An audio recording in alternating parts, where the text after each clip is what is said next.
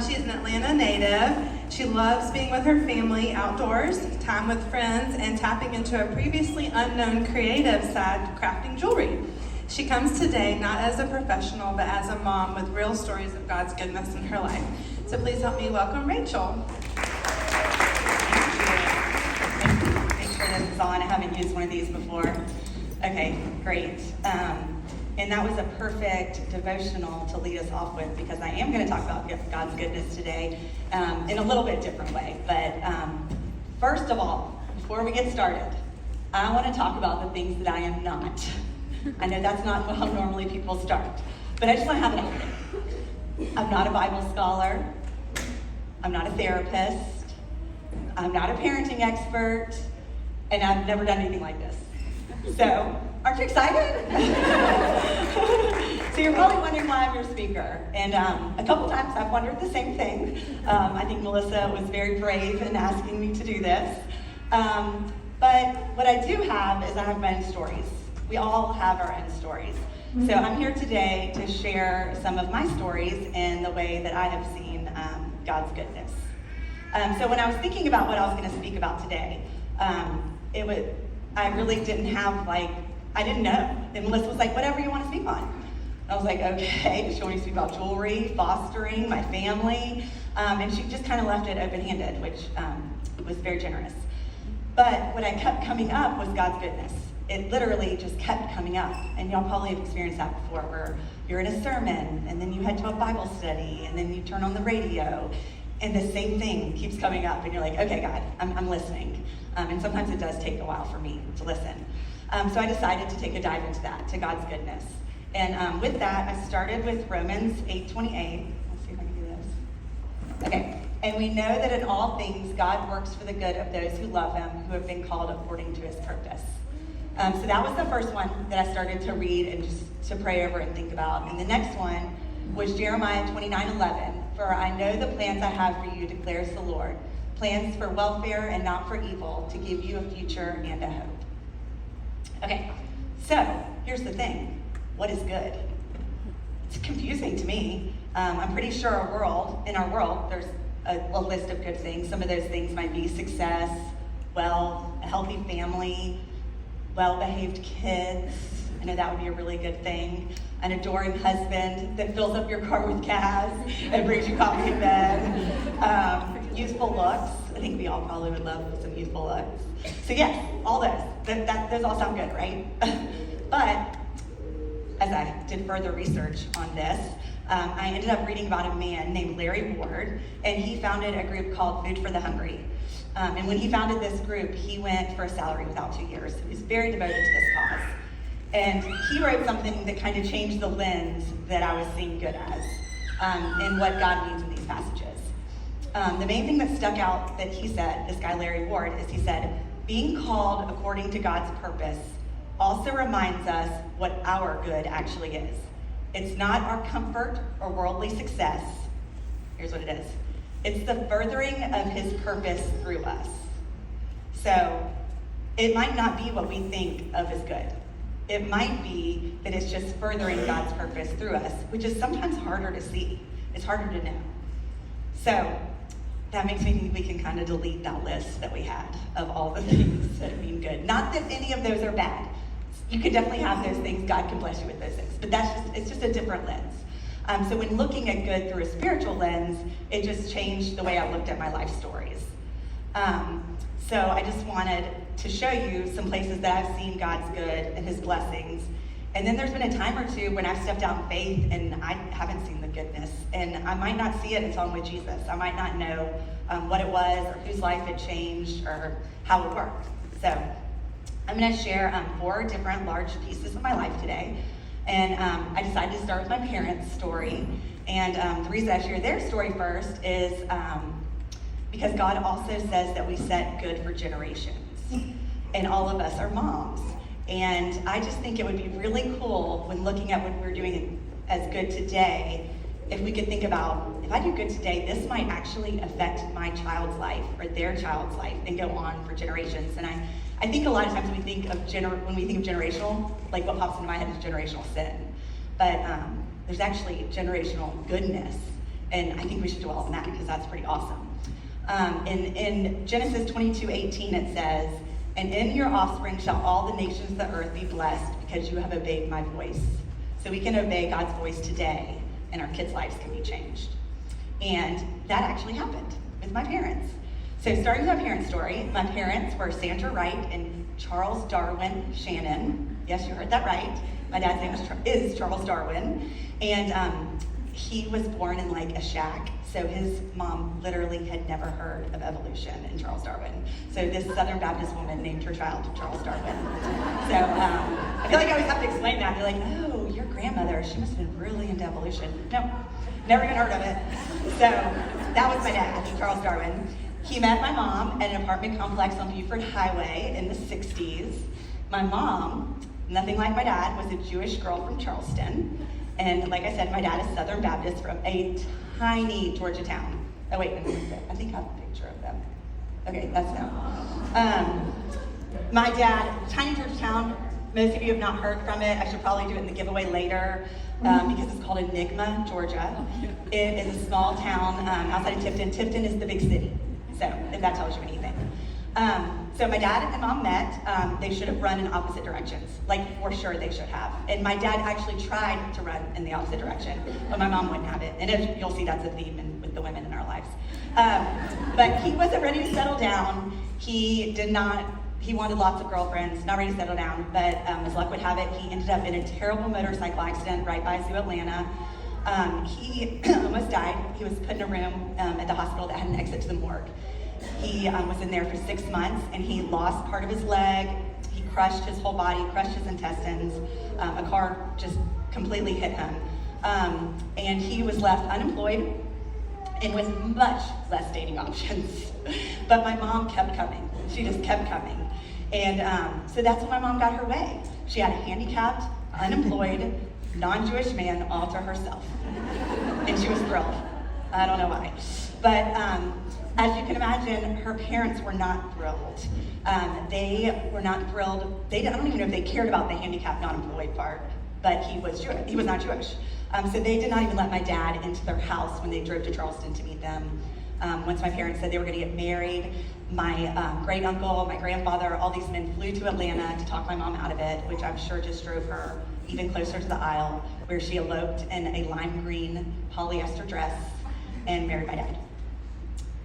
But God had really big plans for them. And it was not easy. Because remember, my mom was Jewish. She was not a Christian. And it gave them lots of marriage problems.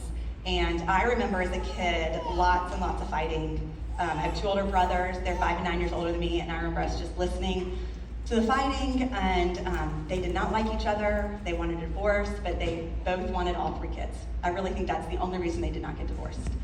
But God had plans for them. And I will not get into this long story, but through a very random event, random series of events, they ended up at a marriage retreat at a church. They thought they were going to hear one of my dad's friends speak. They might have gotten tricked into it, I'm not sure. But it was a marriage retreat, and my mom ended up enjoying it, and they went back, and then started going to church there. And my mom ended up meeting Jesus, and she was the biggest role model in my life for Jesus. She served people through his love, and she planted a seed for generations. So, not smooth sailing, but ended up having a beautiful life and marriage for over 40 years. And I can obviously look back on that story and see God's good and purpose, even though it was difficult. And I can see how my brothers and I are blessed because my parents obeyed his voice, and our generation is affected by that. So, this leads me to my second big part of my story, where I experienced the hardest thing in my life and the best thing in the same season. It's funny how God can do that to you. So I'll never forget, in my 20s, I was single and I went to Buckhead Church, and I decided to go on a mission trip, and I went to Bolivia. And my parents just were really involved in my life, and my dad still is. And my parents picked me up from the airport from Bolivia, even though I was in my 20s, and I could just tell something was off. They were taking all my friends from the trip to lunch, but they just weren't like opening up as much, and it was just strange. So we finally got in the car, and it was just us, and my parents let me know that my mom had found out while I was gone that she had stage 4 lung cancer, and she was not even a smoker. And obviously this news was unimaginable. My mom was my best friend, And I just couldn't believe it. But the more remarkable thing is my parents sat me down that afternoon. They gave me a little bit of time. I went home with them, and they told me, Rachel, we are praying, or my dad said, Rachel, we are praying that your mom will be healed. But more than that, we are praying that you will find a husband. And I was like, what? Like, what do you mean? And they were like, well, your brothers are both married, they have children, we feel like they're taken care of, their wives love Jesus, we're not worried about them. And my mom was like, I don't want to leave this earth without knowing that you were taken care of. And I thought she was crazy. I was like, can we just focus on praying for your healing, please?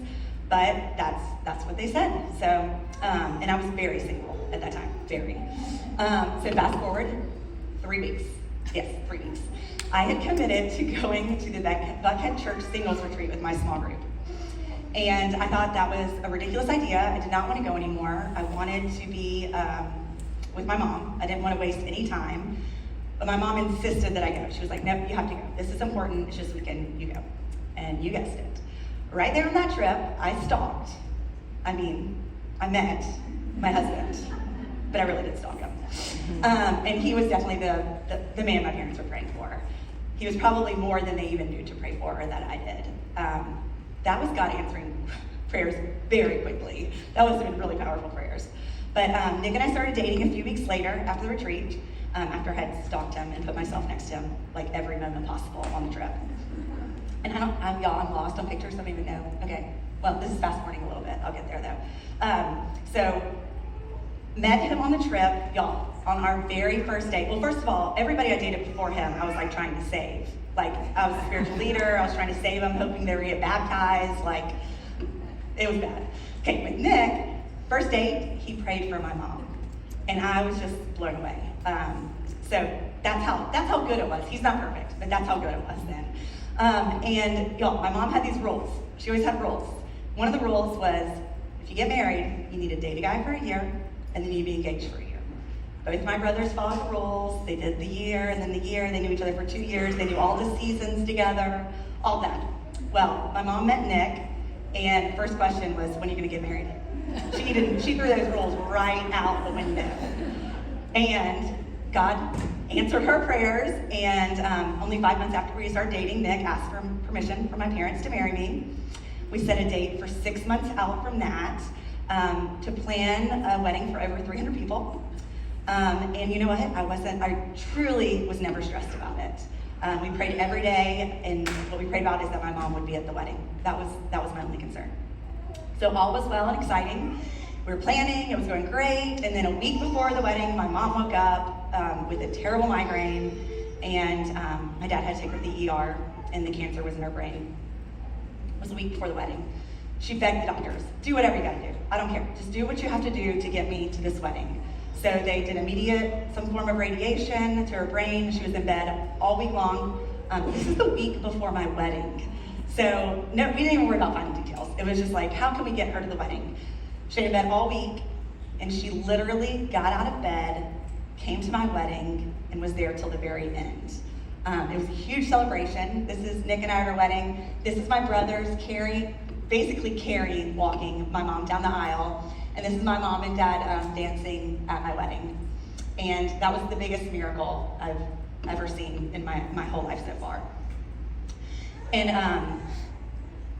it was crazy. I mean, she literally stayed till the very end when we were blowing the bubbles, and she never got out of bed again after that. And I miss her every single day. And I don't understand why she was so sick. I don't understand why she can't meet my 3 girls who she would adore and would drive her crazy, and she would spoil. But she got to go to my wedding, and that was huge. And she knew and loved my husband, and I think it would be very difficult if she hadn't known him, or if he hadn't known who she was.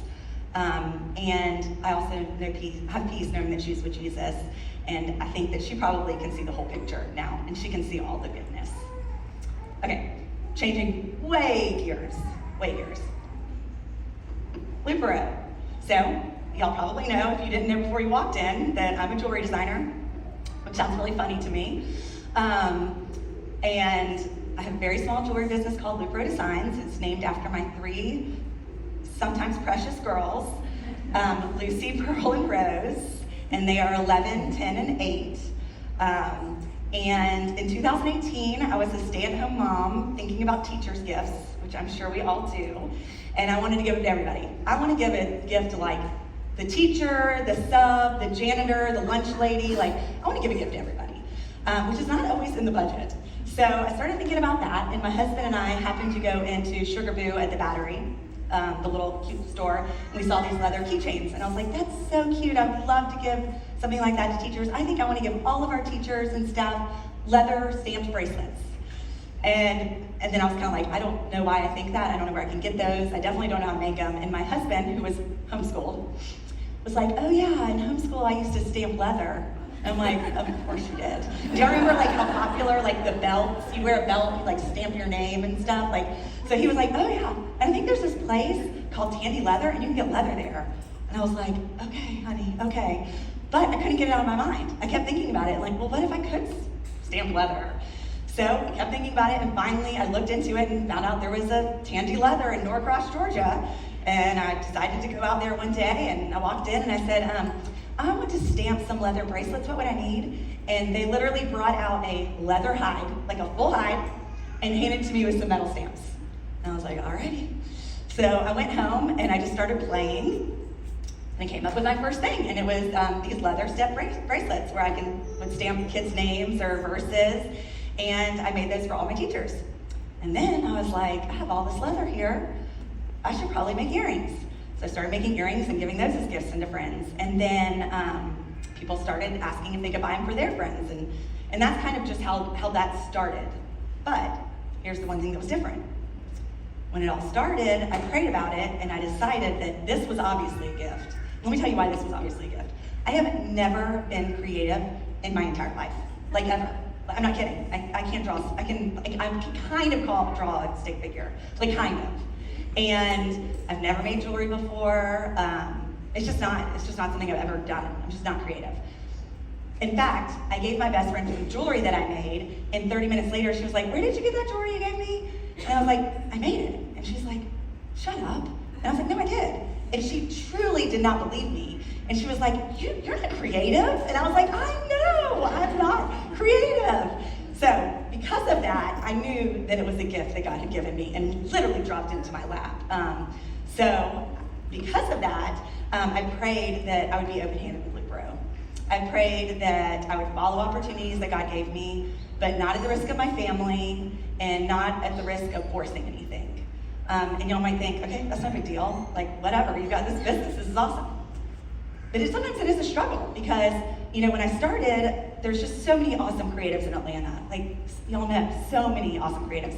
And I started with some of these girls around the same time, and they're just doing things differently than me. They are like maybe more successful, or they're having flashy parties and birthday parties for their companies, and are have some famous people wearing their stuff, or just different worldly success. And sometimes I have to stop because I'll get jealous, or I'll get like, maybe I'm not good enough, or maybe people don't like me. But then I have to just open my hands and say, God, this is for you. And then look, I'm here. I'm not a speaker. I'm not like I said, I'm not a Bible scholar, and here I am. I'm just another mom who is having the same experience as y'all are. So I definitely don't do it perfectly. I continually have to remind myself that God is in charge of this, but He has blessed me, and because it is so fun. It has just brought so much fun to my life and to my family. Okay, on to the most recent chapter of the Dahm family, our foster journey. This is my oldest, Pearl, and then Lucy in the middle, and then Rose on the end, and this is Yana and Leah with them. You might want to know a little bit about fostering. It's confusing, it's wonderful, it's very messy, it's joyful, and it's very confusing. I could go on about that forever, but just to let you know how we got into fostering, Nick and I both my husband have had fostering around us our whole lives. His parents fostered when he was a little kid. They fostered babies in Virginia. There was a cooling off period where they needed families to watch babies till the mom decided whether she was going to keep the baby or give it up for adoption. So he grew up doing that. my brothers are older than me, and when my brother's his family fostered, and then we live in Riverside, and a lot of y'all know the Englishes, and they're our dear friends, and they were fostering. And it wasn't that God necessarily called us to fostering. I didn't feel this voice to foster. But what we realized is we could do it. We had the space, we had the time, we had the resources, we had the support. So I don't know that God always has to necessarily call you into something, but if you can, we're like, well, we can do it, and God keeps showing it to us, so we decided to do it. Paperwork took forever, maybe 2 years for us, took a really long time. And when we finally agreed what we were gonna do, when we were through the process, we're like, okay, we'll take one baby, and it'll be a baby. 1 year under, only one baby. And then we got our first call. And it was for a 1.5 and 2-year-old half siblings that have celiac disease.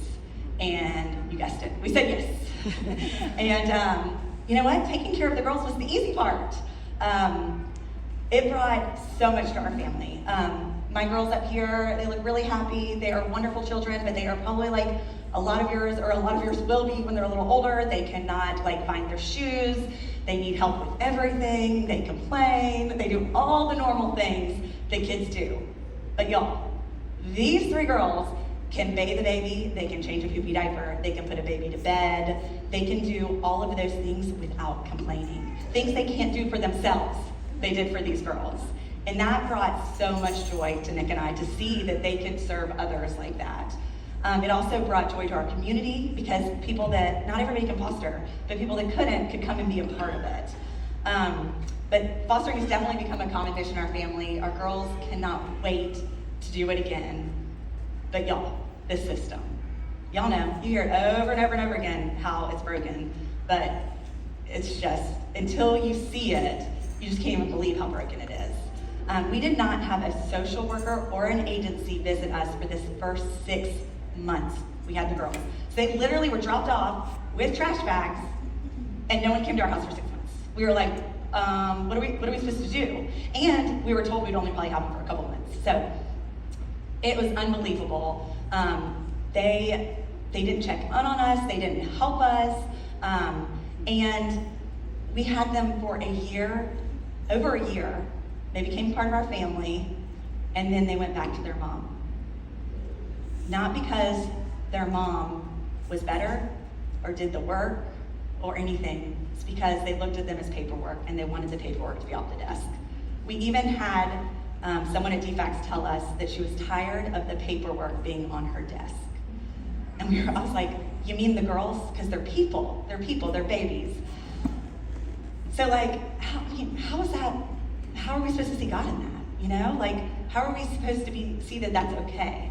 And I don't, because I don't want to act like everything's a pretty bow, because it's not. I don't know. But I do know that Romans 8:28 is real.